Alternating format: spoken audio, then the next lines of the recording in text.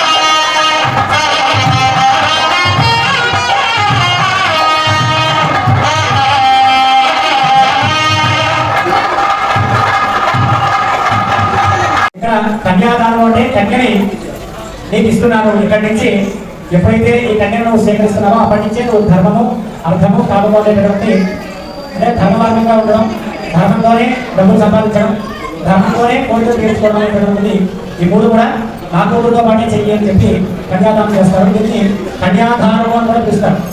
కన్యని ఆధారం అంటే స్వీకరించడం అనేటటువంటి మాట కూడా ఉంది. కేవలం కన్యాదానం అనేది దానం చేశారు, మామూలుగా ఆవులు దానం చేసినట్టు కన్యను కూడా చేయించుకుంటారు. కన్యాదానం అంటే ఎప్పుడనే మాట కన్యాదానం అంటే కన్యను తీసుకోవడం, ఆధారం అంటే తీసుకోవడం అనే మాట కూడా మనకి ప్రధానంగా కనిపిస్తుంది. అయితే ఇలా మనం కన్యను ఇవ్వడం ద్వారా వచ్చేటటువంటి ఫలితం ఏంటి అంటే చాలా విశేషమైనటువంటి ఫలితాలు చెప్తారు. చాలా మంది ఈ మధ్యకాలంలో మన అబ్బాయిలు చాలా అమ్మాయి అక్కడ వెళ్తారు. ఇప్పుడు అమ్మాయితే చాలా మంది పెళ్లి కలిపే పరిస్థితి వచ్చింది. సరే ఆ విషయాన్ని పక్కన పెడితే కన్యని దానం చేస్తే కాదు అంటే మగపిల్లవాడు పునామనటి నుంచి తప్పిస్తారు, అందుకే పుట్టుడు ఉండాలి ఇష్టంగా చెప్తారు. కానీ ఒక పునామనటి నుంచి మాత్రమే తప్పించగలడు కొడుకు. కానీ కూతుర్ని మనం కన్యాదానం చేస్తే మీరే ఇక్కడ చెప్పారు, మీరే చెప్పించాం. మర్యాద సహా నాతో పాటుగా దశ పూర్వేశం నా ముందు ఉన్న పరితరాలు, దశాపరేశం నా తర్వాత ఉన్న పరితరాలు, మొత్తం 21 తరాల పాటు విశేషమైనటువంటి ఎన్నో కోట్ల సంవత్సరాలు ప్రభావంలో ఉంటాయి కన్యాదానం ఒక్కసారి చేస్తే. అలా మామూలుగా మన కూతురునే దానం చేస్తే అంతరం వస్తే సాక్షాత్తు గోదామవారిని దానం చేస్తే ఇంకా ఫలితం ఆలోచించాలి. అలాంటి విశేషమైనటువంటి కన్యాదానాన్ని చేశారు. తర్వాత మన వివాహంలో కూడా కన్యాదాత అడుగుతారు ఏమని ధర్మేచ అంటే ధర్మ మార్గంలో, అర్థేచ ఆర్థికమైనటువంటి లావాదేవీల్లో, కామేచ నీకున్న సమస్త కోరికల్లో కూడా నా కూతుర్ని నాతి చరితవ్య నా కూతుర్ని దాటకుండా ఉండాలని అడుగుతారు. అంటే అప్పుడు పెళ్లి చేసుకోవాలనే ఉత్సాహం అని తెలియదని నాకు చరం ఏంటంటే అంటే అవి చెప్పకుండా ఏ పని చేయరు. అలా ఒట్టు పెట్టి అవి రకాలుగా చెప్పి చేసుకుంటారు కొంతమంది పురుషులు. కానీ ఏదైనా అట్లా చేస్తే ఉపయోగం లేదు. శాస్త్రంలో ఏంటంటే భార్యకు చెప్పకుండా ఏ ధర్మదానం చేసినా ఉపయోగం లేదు, భార్యకు చెప్పకుండా ఏ ఆర్థిక లావాదేవీ చేసినా ఉపయోగం లేదు. భార్యతో కూడుకున్నటువంటి కోరిక అయితేనే అది సఫలీకృతం, లేకుండా మనం కోరిక చేసుకోవాలంటే అది నిరంతరం అవుతుంటారు. అది తప్పని కూడా చెప్తారు, పాపం కూడా చెప్తారు. కాబట్టి అలాంటి విశేషమైనటువంటి మాటలని కన్యా అడగడం, ఆయన దేవతల సాక్షిగా ఈ మధ్యకాలంలో చూస్తున్న వివాహాల్లో పైన చక్కగా వివాహ మహోత్సవానికి చేసుకుంటారు. అదే సమయంలో మనం భూమి చేసి పైన దేవతలు పాల్గొంటారు. ఎందుకంటే అక్కడ వివాహం జరుగుతుంది అంటే 33 కోట్ల మంది వచ్చి ఆశీర్వచనం చేయడానికి వస్తారు. అంటే మనం బంధువులు పిలిస్తే వాళ్ళు వచ్చిన రాకపోయినా మీరు 33 కోట్ల కళ్యాణంలో ఖచ్చితంగా వచ్చి ఆశీర్వదించాలి. మనం బోర్డు వేసుకుని రకరకాలైన స్ప్రేలు ఇచ్చేలా ఉంటుంది. ఇబ్బంది అయిపోతుంది తర్వాత ఈ స్ప్రేలను మొదటి పంట తప్పకుండా చాలు. కానీ నిజానికి మొదటి తర్వాత ఇచ్చే పంట మాత్రాన్ని మొదటి తర్వాత ఇచ్చే పంటలు అని తర్వాత మొదటి పంట చేశాం. కానీ మొదటి అంటే తేనె ఇవ్వడాన్ని మొదటి పంట తేనె పెరుగు కాబట్టి రకరకాలు మొదటి అంటే కొన్ని కారణాలు చెప్పారు. మొదటి తేనె పాలు పెరుగు కలుపుకొని కొంతమంది నెయ్యి కలుపుకొని రకరకాలుగా మొదటి చెప్పుకొచ్చారు. ఏదైనా తేనె ఇవ్వడం మొదటి అంటారు. అది కూడా చూపిస్తున్నారు. నమస్కారం చేసుకోండి.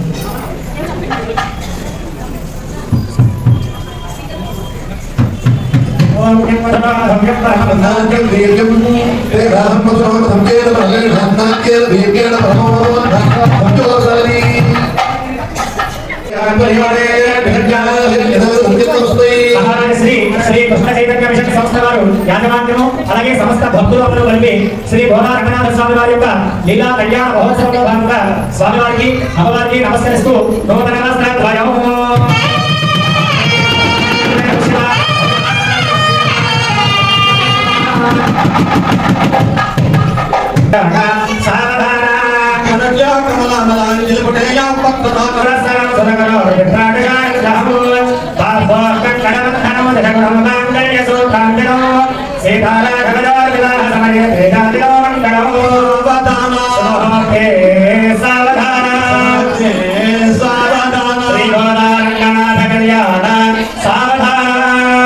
శ్రీరామపత్ని జనకస్యపత్ని సీతాకళ సుందర కోమలాంగి భూగర్భనాథ భువనేకార భూవరాభ్యాం భరదా భవతు నవదానా సావధాన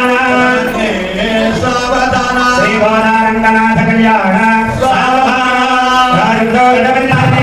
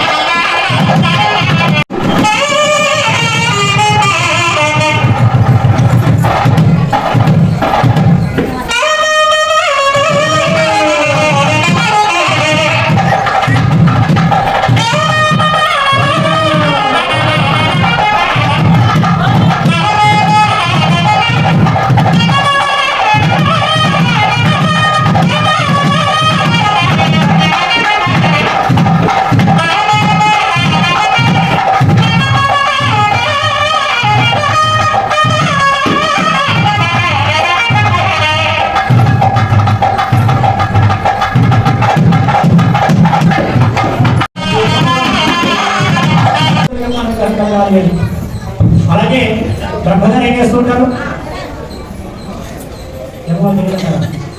సృష్టి చేసుకుంటారు. అలాగే ఇక్కడి నుంచి మంచి సంతానాన్ని కణాలు నువ్వుని బ్రహ్మదేవుడు అనుగ్రహాన్ని ఇస్తాడు. ఒక మూడు చేసినట్టు. రెండవది విష్ణు అనుగ్రహాన్ని ఇస్తాడు. అంటే చక్కగా ఆ పిల్లల్ని పాలించాలి, చక్కగా వాళ్ళ యొక్క బాగోగులు చూసుకోవాలి. అలా చేయాలి అంటే విష్ణువు యొక్క అనుగ్రహం కావాలి. తర్వాత రుద్రుడి యొక్క అనుగ్రహం ద్వారా వాళ్ళకి మంచి జ్ఞానం కలగాలి. రుద్రుడు అనగానే వైభవం ఆయన జ్ఞానస్వరూపుడు. శివజ్ఞాన ప్రదాయిని అని వెంకటహాసంలో మాట. అంటే శివుడు చాలా జ్ఞానవంతుడు. అన్నిల దేవతల్లో కల్లా జ్ఞానవంతుడు ఎవరు అంటే శివుడు. అందుకనే ఆయన ఎక్కువ తపస్సు చేసుకుంటూ ఉంటాడు. ఈ లౌకిక నాటులో గోడలు ఆయన ఎక్కువగా, ఎందుకంటే జ్ఞానంలో ఎవరు కూడా లౌకికంలో గోడలు అని చెప్తూ ఉంటారు. కాబట్టి అలాంటి జ్ఞానాన్ని అంటే మంచి విద్యాబుద్ధులను ప్రసాదిస్తాడు పరమేశ్వరుడు. అంటే ఈ మూడు సూత్రములు మూడు వేయడం ద్వారా ఇక్కడ చెప్తుంది ఏంటంటే మంచి సంతానాన్ని పొందాలి అని భర్త కడతాడు. మనకి మంచి సంతానాన్ని కావాలి. అలాంటి విశేషమైనటువంటి మంగళకరమైనటువంటి మంగళ సూత్ర ధారణని జరిపించాము. సంక్రాంతి అంటే ఏంటి అర్థం? నిద్ర అంటే ఉండడం నాకు ఇష్టం లేదు. నేనలో అన్నింటి మాటలకు మీరు కూడా అన్ని చెప్పండి. కాబట్టి అలా కాకుండా అన్యోన్యం గురించి చేసేటటువంటి తలంపరాలు, ఆ తలంపరాలు ఘట్టాన్ని నడిపిస్తున్నాం.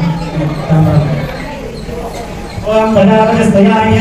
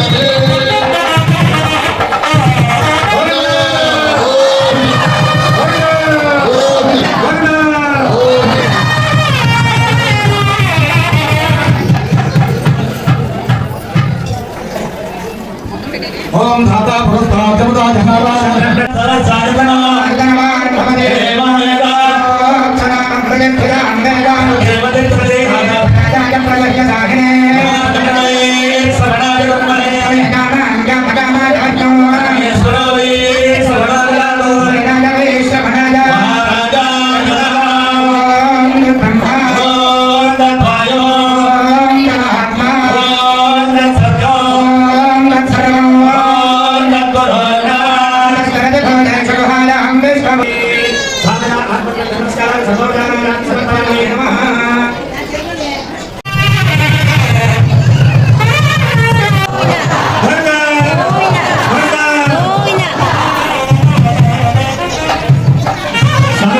కదండి అందరూ. చాలా బాగుంది కదా. మనకు తెలియని విషయాలు కూడా చాలా చెప్పారండి ఇందులో. మనం తెలుసుకోవాల్సిన చాలా ఉన్నాయి. పెళ్ళిళ్ళకి వెళ్తాం కానీ పెళ్ళిళ్ళలో చూసి ఇక్కడ చూస్తే దేవుడి కళ్యాణంలో ఎన్ని విషయాలు, ముఖ్యమైన విషయాలు మనకు తెలియజేశారు. చాలా థ్యాంక్స్ అండి వీడియో మొత్తం చూసినందుకు. లైక్ చేసి, షేర్ చేసి, సబ్స్క్రైబ్ చేయండి. Krishnaveni all in one. Thank you.